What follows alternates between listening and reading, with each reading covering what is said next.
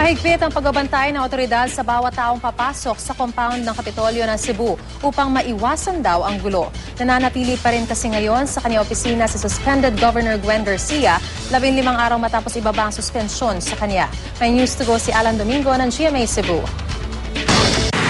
Isa-isang tinatanong ng mga polis ang pakay ng mga tao na papasok sa loob ng Capitol Compound. Mga tauhan ng Regional Public Safety Battalion ang itinalaga ngayon sa Kapitolyo upang makasiwa sa kaayusan ng compound. Ayon kay Superintendent Clifford Gairanod, tagapagsalita ng Police Regional Office 7, hindi nila papayagang makapag-rally ang mga supporters ng suspendidong gobernador.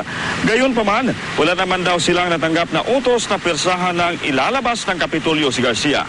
Nagmatigas pa rin si Garcia na huwag umalis ng kanyang opisina kahit suspendido siya ng 6 na buwan dahil sa usurpation of authority. Nananawagan naman ang pamilya Garcia sa mga otoridad na itigil na ang umano'y panggigipit sa kanilang pamilya.